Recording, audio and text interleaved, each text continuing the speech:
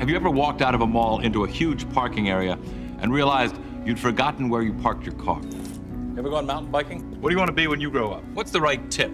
Have you called a plumber to your home lately? How superstitious are you? How much money would it take to make you spend a night in a cemetery? Would you display this as a trophy? Do you have a pet? Do you have a sweet tooth? Do you believe in the power of a curse? Have you had your hearing tested lately? Planning a trip soon? Can you remember the tallest man you've ever seen? Do you love to go a-wandering beneath a clear blue sky? Have you noticed what big stars real estate agents have become? Are you careful with your personal records? Does your computer ever seem to have a mind of its own? Have you ever visited a Chinatown section in a major city? Have you ever visited a flea market? Have you ever visited a truck stop? Did you ever have a job as a waiter? Have you noticed how many successful restaurants are theme-based these days? Have you ever had the desire to write your initials in wet cement? TBTL. Guess what day it is? Guess what day it is? It's Friday. Friday. Gotta get down on Friday. Everybody's looking forward to the weekend. Today we are gonna go over a great self-defense strategy. Pooping yourself. You take a hot dog, stuff it with some jack cheese, fold it in a pizza. You got cheesy blasters. And then all the kids say, thanks, Meat Cat. And then Meat Cat flies away on his, skateboard. One more vampire joke, and I'm gonna walk right back there, go into my coffin, and I'm not coming out, okay? Who saw that coming? Well, all right, hello, good morning, and welcome everyone to a Friday edition of TBTL, the show that just might be too beautiful to live. It's an audiophile's nightmare. My name is Luke Burbank. I am your host. I'm so excited about this show. I sure am, because we have arrived at episode 4,793 in a collector's series. It's also Friday. By the way, coming to you from the Madrona Hills studio, perched high above the mighty Columbia. Let the fun begin. Where it's a Friday. We're getting right up against the weekend. People do travel on the weekend. Maybe they're even going to be flying somewhere, engaging in what we hope will not be too much in the department of Skijinks. But people know that we are the number one show to turn to for Skijinks-related content and also Skijinks questions. And we've got a couple of emails about Skijinks and detailing Skijinks adventures that we're going to get to today from the listeners. We're also going to get to this guy, longest-running Cobro of the show, maybe best known for his depictions of the tall ships. How about a Fresca? He's Andrew Walsh, and he's joining me right now. Good morning, my friend. Good morning, Luke. There's some deep, deep bass happening somewhere around my house right now. I don't think you can hear it, even if I killed the music. I think it's like car passing. stereo bass. Feels like car stereo bass going by somewhere in the neighborhood. I've never been a fan, and I think it might be one of the only things. And actually, I know that one of these guys is going to hear this because he's now a pretty regular listener to the show. But I am the overlaps of the things that the music that I liked growing up and the pop culture that I engaged with, and like basically Becca's brothers and I are almost a perfect Venn diagram overlap of like, again, the kind of music they were listening to, whether it was hip hop, whether it was, Lisa Loeb. Like it's always crazy to me the music that Becca knows because her older brothers were playing it, because I thought that I had a weird, all over the place kind of appreciation of different kinds of like music and TV shows and things. I wasn't just one thing. I might like It Takes Two by Rob Bass and DJ Easy Rock, but I also like Stay by Lisa Loeb, or maybe even more obscure stuff. And yet she knows about it because her brothers were playing it in the car, her older brothers, as they were driving around. There's one area in which our interests don't overlap, and that is tricking the living Tweedle out of your car stereo system in an aftermarket environment. Both of those guys, Scott and Jeff, are like... They're still doing it. They're doing it now? now? They're still doing it. Wow. They're keeping those, like, car toys and the, like, in business with their... And when you get them, the two of them talking about it, it's like another language. It's incredible the amount of knowledge they have and the amount that they love having an amount of bass that rattles your teeth. And I think I said, maybe in a moment of weakness, maybe in a moment of slight inebriation, to Jeff, I was like, do you think people like that? Because What is his response? He doesn't care? I think he said, well, not everybody, but I like it, which is, I think, a pretty fair response. I just, you know me, I have these weird sensitivities. I have a big sensitivity to loud noises I'm not expecting. I just don't like things being loud for the sake of loud. And I'm not a person who gets a huge amount of enjoyment out of feeling the rattle of a bass sound versus just hearing it in the song, in the place in the song where maybe I think it should go. In other words, As I like Dre intended. Thank you. That's kind of where I like. It's not like I'm not averse to. I'm not Walt Burbank telling a young Luke that Christian rap music has a defiant beat. I'm not against things having a beat, but the beat can be right there in the song. I don't need to feel any physical effect from it. Like I don't need to rearrange any part of my internal organs. Mm-hmm. And also, your favorite song is "I'm All About That Treble," right? I think by Megan Trainor. It's the tweeter. What does Fred Armisen the say? Mids. It's the mids. It's there. It is. It's the mids. Is that our most repeated thing that I know the least information about? I think it's in one intro that you played one time. Oh, I'm happy to play it again, and maybe we will next week. But it is from Fallout, the TV show Fallout, which I think that you would like. It is like it's post-apocalyptic. It's post-apocalyptic, but it's based on a video game, but it's fun. In fact. And season Fred 2 Armisen is already is over, what? I believe, and I had never even watched season 2. I got to go back, and I don't know if you're like this. I got to rewatch season 1 before I get back into season 2, I think, because my brain is so bad about details slipping away.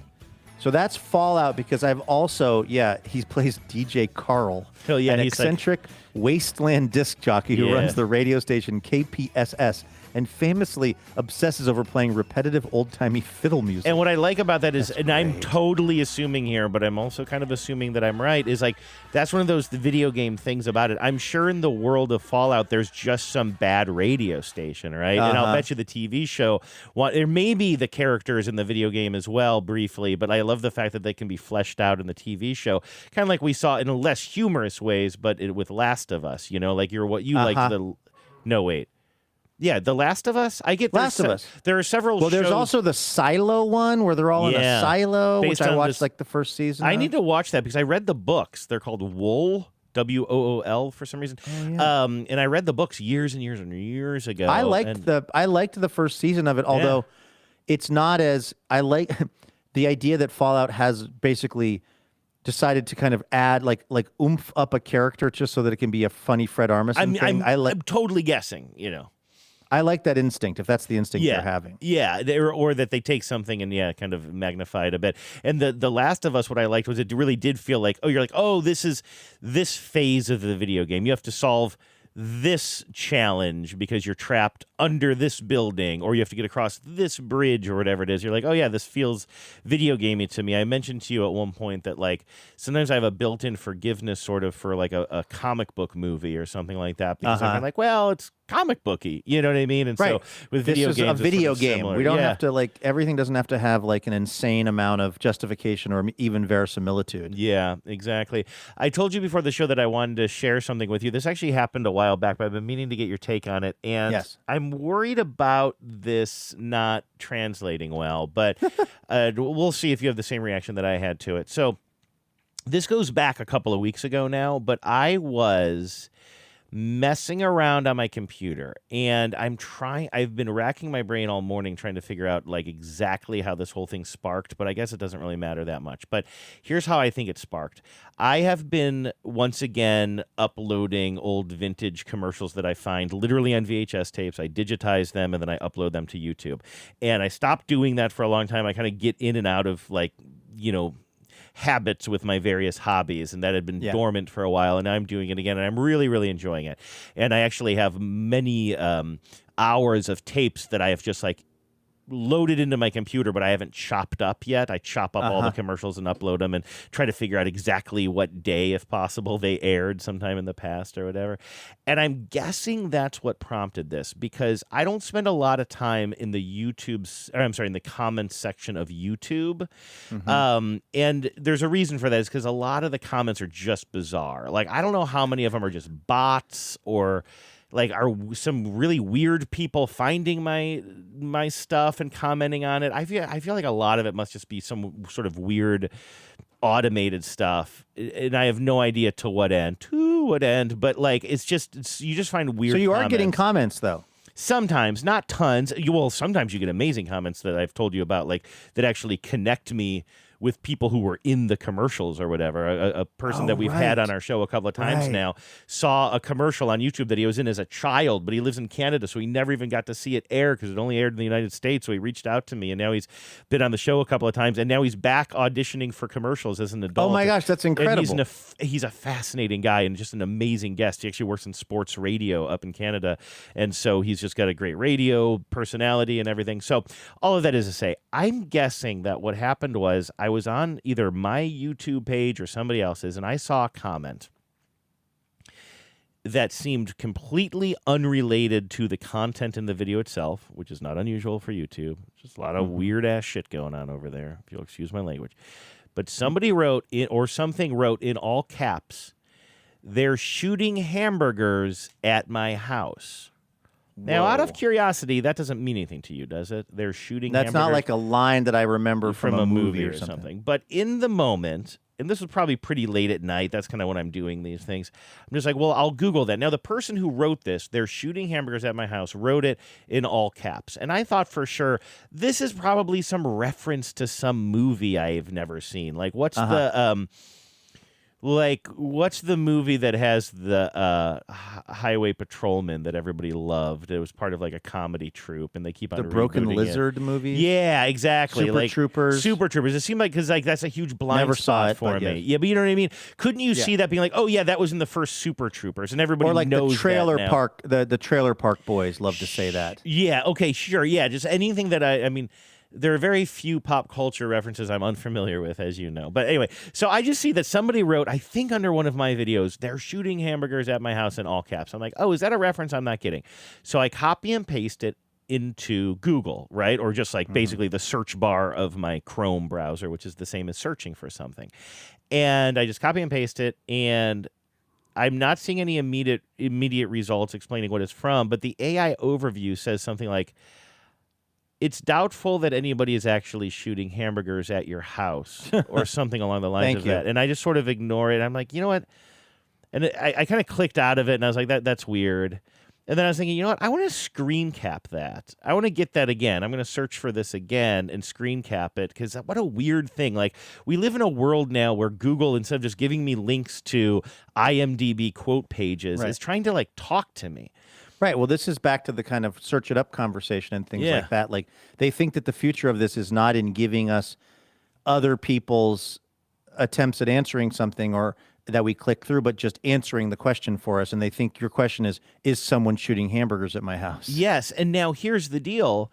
Also, that I live in a world of search, or I grew up in a world of search, where if you were to search for the same thing twice in a row, you're going to get the same results. Now, those results might vary based on where you are in the world, or even I think Google was like getting familiar with like the search history of users. So if you know that I'm somebody who's really into baseball and the Seattle Mariners, and I search for a player that has a similar name to somebody in Cincinnati, Google might know to give me the Seattle results. You know, like I do think that the machines have been learning for a while in that way. But for the most part, if I'm sitting at my desk and I Google the same thing twice within 2 minutes, I'm going to get the same result. This time, I Google the same thing, again, just copying and pasting, and again... And we're talking 5 minutes at most in between searches? It was probably like I closed the tab and I thought, actually, that was kind of a funny answer from Google. Maybe I should screen cap it. So I, again, copy and paste, "Somebody is shooting hamburgers at my house," in all caps, because that's how it appears. I'm not even thinking about the fact that it's in all caps. And the second time, I get a result from Google that is getting exasperated with me. It now says, the top result now says, "Please stop yelling. Nobody is firing any burgers at your house. If you're experiencing loud noises, flying objects, or a literal emergency involving property damage or dangerous behavior in your neighborhood, please contact local authorities or emergency services immediately rather than messaging an AI." Now, this is also where we're getting into some tone issues between me and AI. Yeah. Even like, "Please stop yelling." This is something that happened to me I was having some issues using voice to text in my car a while back. I think I told this story on the show, and it just would not understand somebody's last name or something, and then I just swore at the AI, and the AI voice said back to me in my car, hey, I may not be human, but your words still have meaning and they hurt or something. We would ask you to please don't use that language towards me, as if you're a real thing. This fucking robot in my car is tone policing me. Yeah, I just could not believe it. And now I go to Google something twice in a row, and it's like, you've Googled this twice in a row in all caps. Please stop yelling. And then to say, why don't you contact emergency services instead of messaging in AI? I wasn't messaging in AI. I was trying to Google something in the parlance of my generation. I was this triggered me twofold. I mean, searching something 2 times within 5 minutes is so far from yelling. Like, I think the all caps didn't help because the person had written it was in all caps. But that's because the comment was written in all exactly, caps, right? So yeah, you just cut and pasted it. Yeah. So that's where they're getting the yelling from. But also, it's like, okay. First of all, what do they? My theory with everything that whenever we have an interaction with an AI or with a customer service, or it's always ultimately that the company is trying to increase their profits in some way. And I guess my theory of this would be, because my first question is, in what universe does it benefit Google to have its AI getting snippy with you? Yeah, right. Or to have, what's the upside of that? Well, here's what I would say. I guess it's that they think if they build in more human-like tendencies in it, people will develop, humans, us, we're the humans, will tend to sort of personify this thing more. We'll tend to treat it more like a human. Therefore, our connection to it will be stronger. Therefore, we will ultimately use it more, rely on it more. It will become a friend of ours. And they somehow have decided that part of the humanizing aspect of it, part of making us perceive it as being alive, essentially, is to give it a more sort of robust set of emotional responses, as opposed to just like, I can't do that, Dave. Because we know when we hear the HAL, what is it? Is it the HAL 1000? I know the movie is 2001. When we hear Hal in that movie, it's always got that dispassionate robot voice. I'm sorry, Dave. I can't do that, Dave. And when you hear that, it kind of causes your brain to remember it's a robot. But if the robot says, hey, why don't you just find that out instead of yelling at me? The robot is now trying to sound more human, and I'm thinking that they think that will cause us to perceive it differently and therefore use it more and become more reliant on it over time. And also, and this is the difference between, I guess, Googling something in the traditional sense and using AI, services to search it up. Is that the term, search it up? That's what we're calling it now. Search it up? Is that right? Search it up. That's all you do is search it up. No, I'm saying that wrong, though, right? What is the... No, you are. It is search it up. Right. Okay, yeah. So, by the way, I'm wrong here. I was checking my search history. It's actually stop firing burgers at my house, and firing is spelled wrong with an E in it. And so I'm going to run an experiment with you here.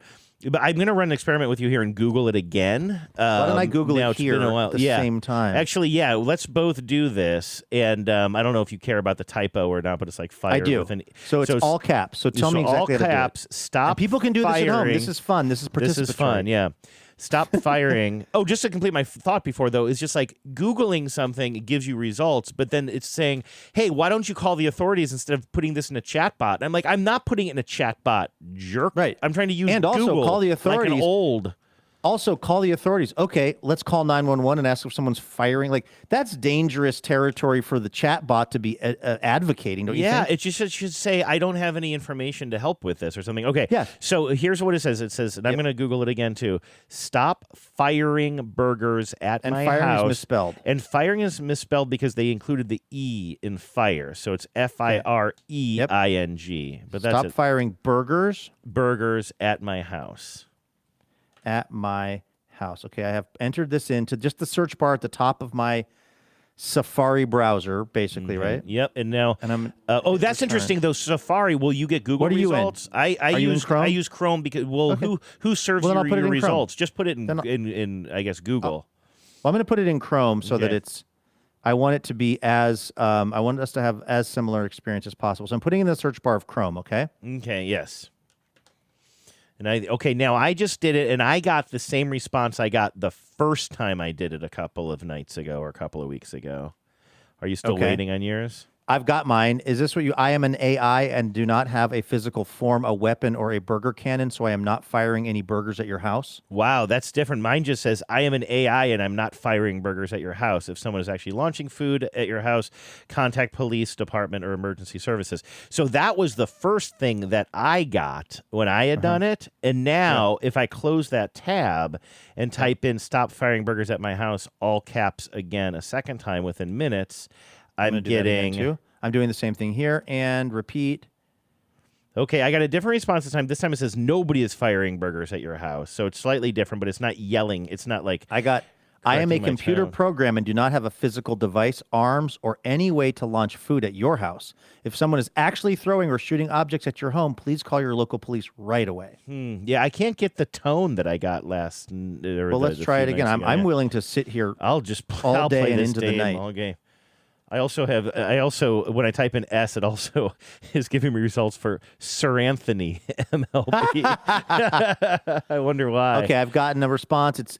Mine's getting more boring. I am an artificial intelligence and do not have a physical body, a launcher, or any way to shoot food at your house. Yeah, I'm getting kind of similar stuff. No one is firing burgers at your house. This is an automated assistant, and I do not have a physical form, a weapon, or any way to launch food at your home. I almost wonder if that exasperated response I got, I wonder if it's somewhat randomized. I can't get that again. But, yeah, I'm getting... Oh, maybe I wonder because... this won't... Oh, you know what? Let me try... It's losing the all caps on me, so let me... Oh, I'm all capsing. This I hope it great. doesn't cancel our connection.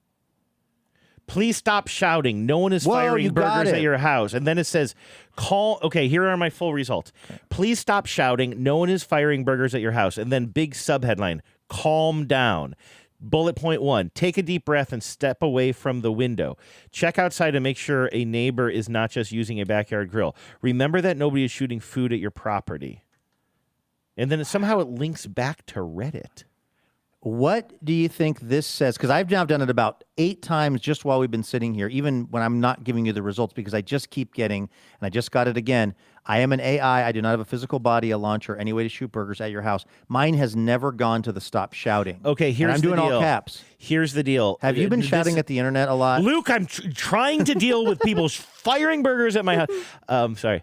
That's even when I yell as a joke, it always... sounds and hurts. Sounds bad. You're and a hurts. big man with a big man voice. That's right. You use it often. This last time, what I did was instead of putting it in the search bar at the top, or instead of the URL bar or whatever, I actually typed in all caps in the Google. That's what I did too. Really? And you still didn't get the stop shouting thing? I can't get. That's exactly what I did, because the Google search bar that's below the URL bar. Yeah, like the actual little round, little oval bar or whatever. I did stop firing burgers at my house. Now I cannot control any physical objects or stop anyone from launching food at your residence. Please contact local law enforcement immediately if someone is intentionally damaging or targeting your property with projectiles. At least I'm getting a slightly different response now. I still want to know why somebody wrote this on YouTube.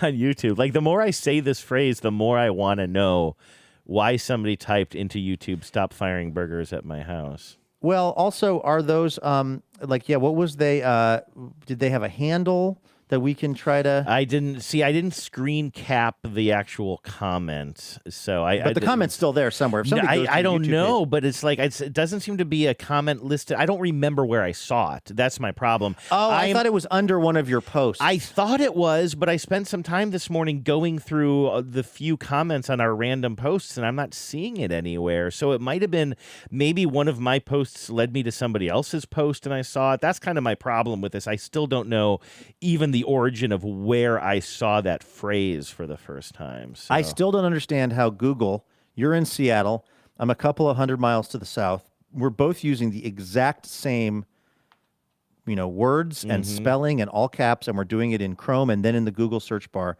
How are you getting stop yelling and I'm not getting stop yelling? How could that be your regional thing, like steamed hams? Exactly. Someone is firing steamed hams at my house. Let me try that. All right, now I'm digging back into my YouTube and I'm getting distracted. I don't know where that comment came from, but that's another thing too. Like, I don't understand why there are just bots that leave indecipherable messages related to nothing on YouTube. Right. To what end? To what end? To what end?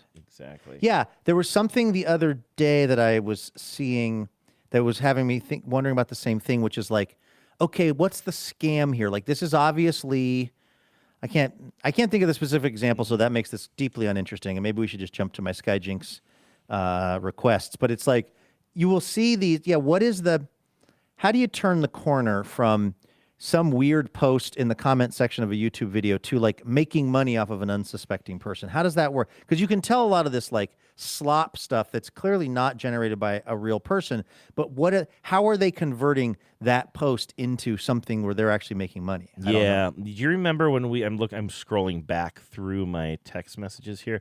Do you remember that I got a text message from a potential scammer way back when we were in Cleveland? Yes. And I started I don't know how much I shared.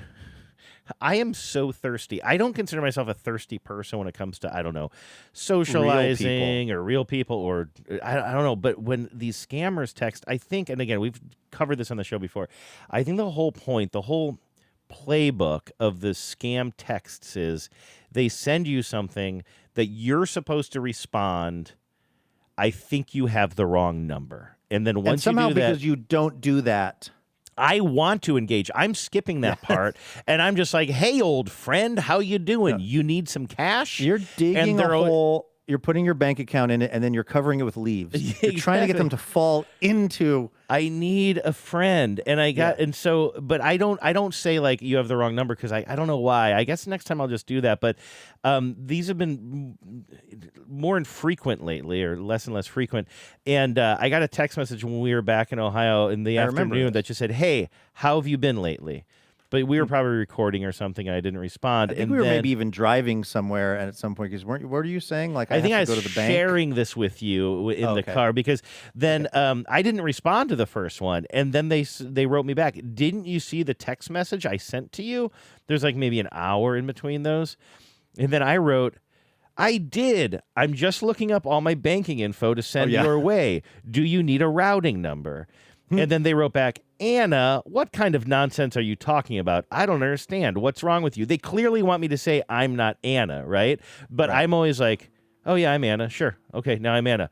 Oh, I thought you might need some money. Are you all good? And then they're like, no, why would I want your money? And then I'm just like, oh, things are great. And then they made a mistake, as did I, by saying, oh, I thought you're living in New Hampshire now that you just moved there from California or something like that, and I have a New Hampshire number. So I was like, how would and then, of course, why did I have to bring logic into the conversation? I said to this scammer, I said, why would you be texting me on a New Hampshire number if I had just moved there from Los Angeles?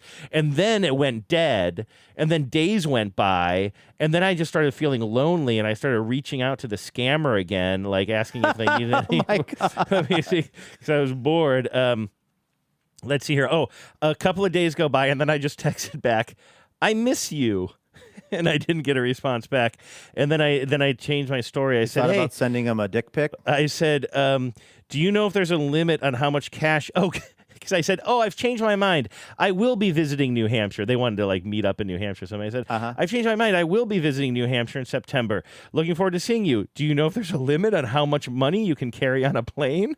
And they're still not responding. Like, what do they need from me? Do you think that first of all, I guess the question is this a human or is this like a bot that is going to eventually, if there's enough interaction, kick it up to the human level? Or do you think it's been a human from like an AI from message one? It is funny, and this is where I'm just an idiot, I guess. I guess in my mind, I was thinking that like the first message is just an automated one, and then if they get a response, then maybe there's somebody who's operating a bank of computers, and there's tons of people who are just like, oh, I got a potential live one here, I'll respond, and they follow a script. But you're right, maybe the reason I can't break through is because I've just been talking to AI this whole time before they upscale it.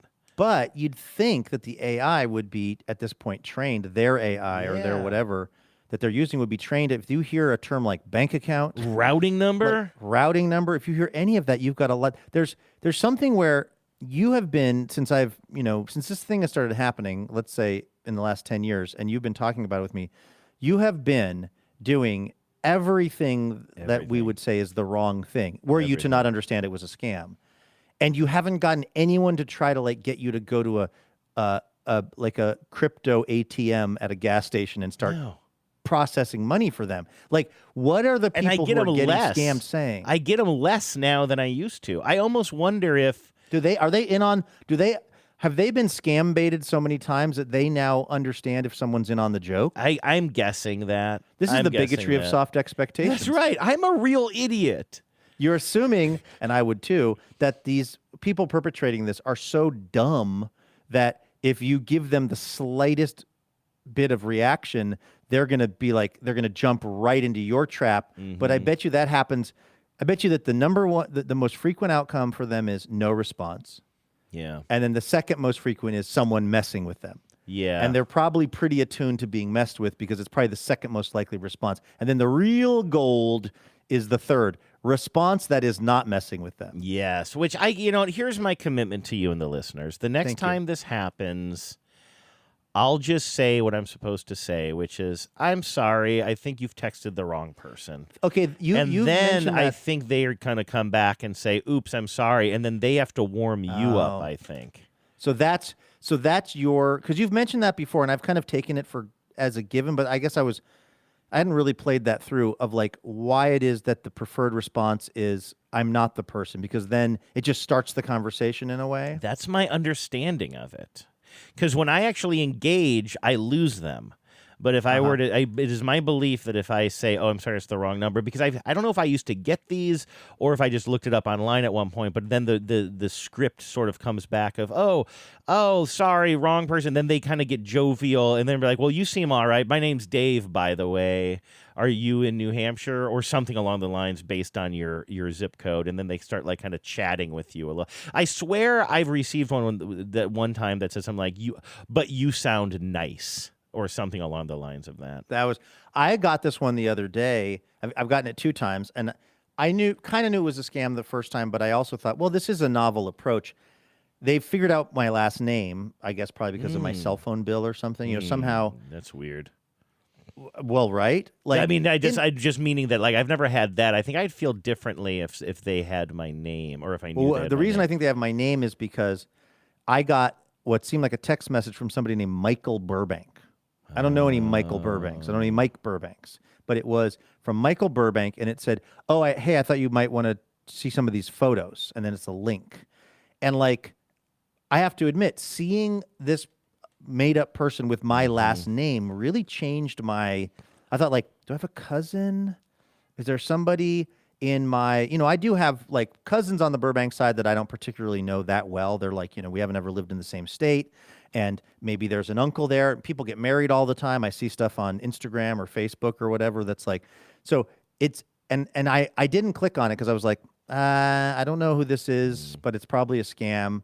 Deleted it. And then, I don't know, a couple days later, I got a similar text from a Michael Burbank saying, if you want to take a look at these photos. And that's when I knew it was a scam. Yeah, right. It's like, you don't just send it 2 times. If it had been really a distant family member, they'd say like, oh, hey, I don't know if you know me, but I'm this person and these are photos of the wedding. But it's interesting how just that small tweak of the person who was allegedly texting me having the same last name as me kind of put me in this more, like, I don't know, it put me in a state of being more receptive to thinking about this than I would be otherwise. A little bit of a vulnerability, just a it's tiny, just such a small thing. Tiny weakening of your defenses. Not the immediate deletion of it, but like me going through the thing of going, do I know a Michael Burbank? And was there, my cousin got married 2 summers ago, and you know what I mean? Like, it really, like, had it been even better executed, I know they could have gotten me. The one that I came kind of close to.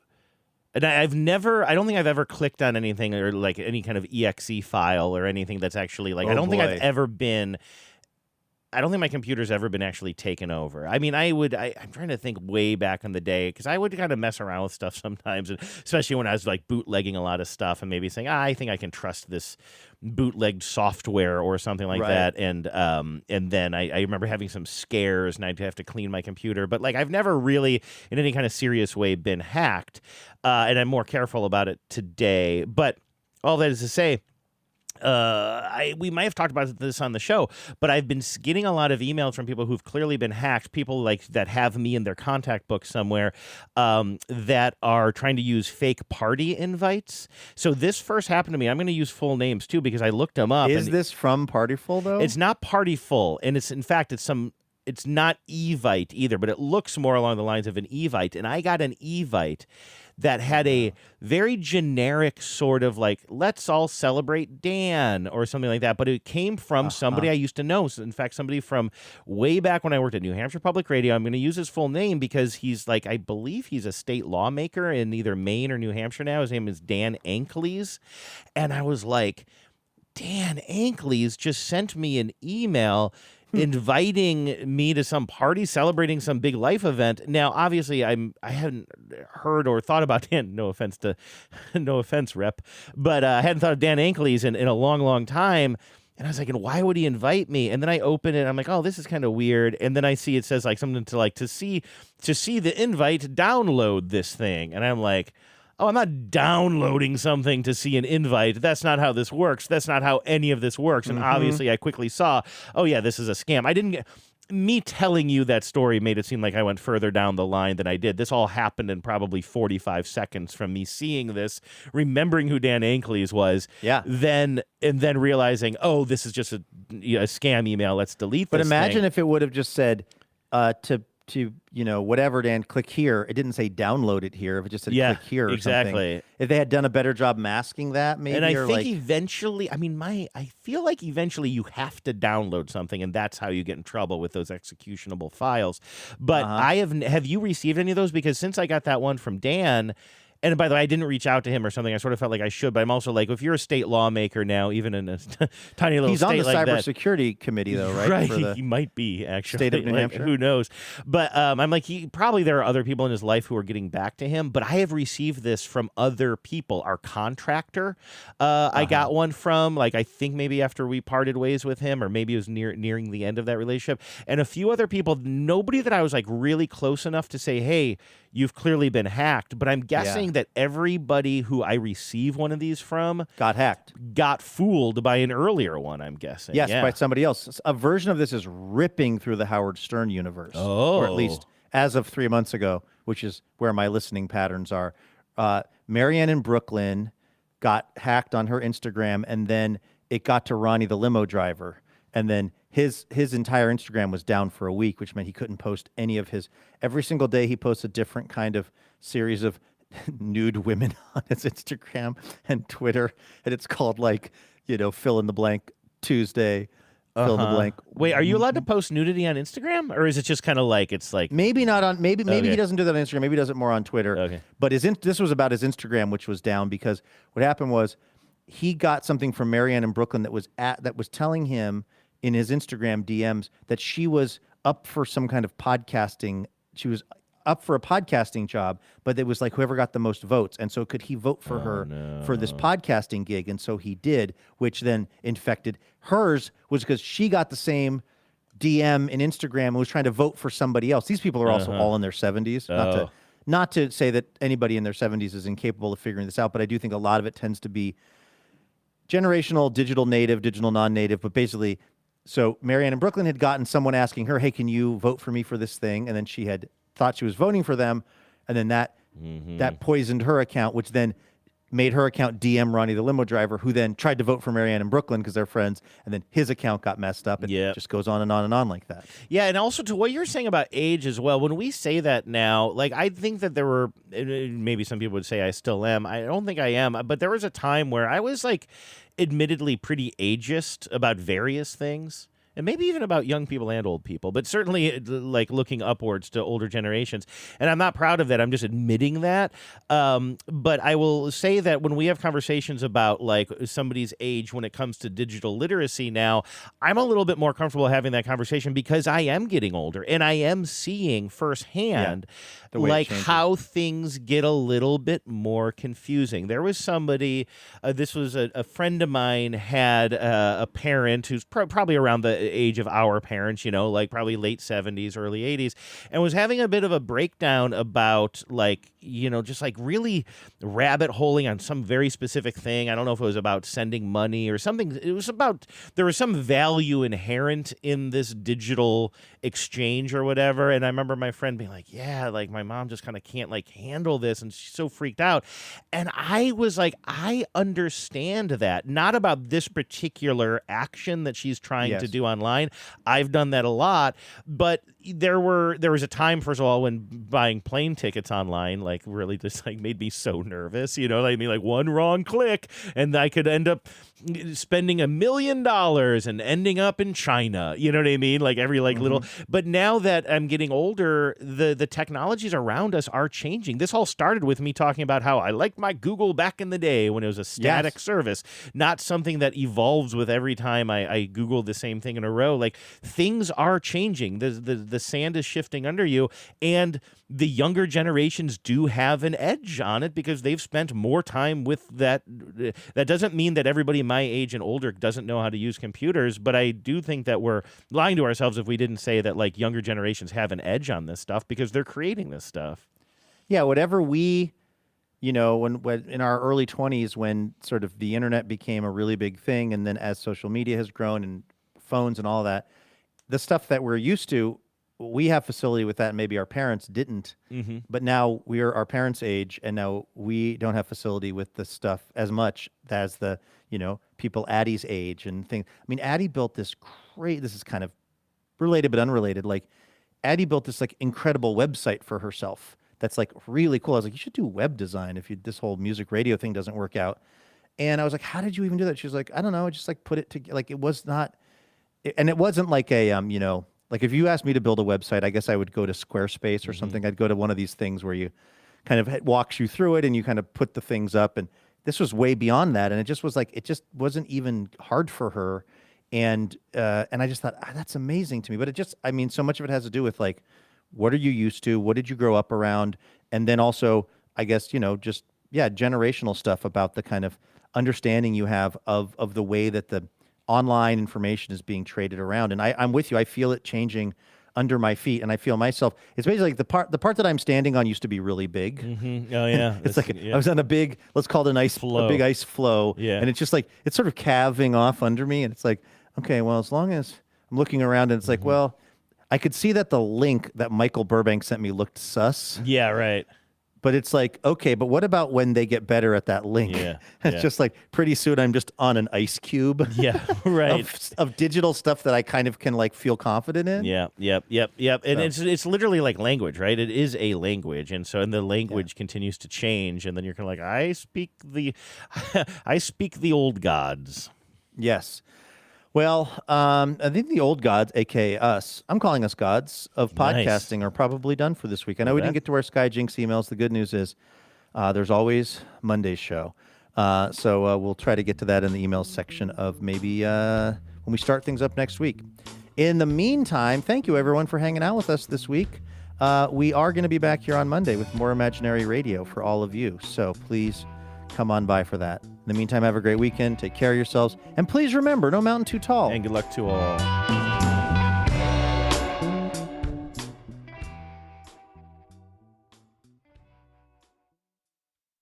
Power out.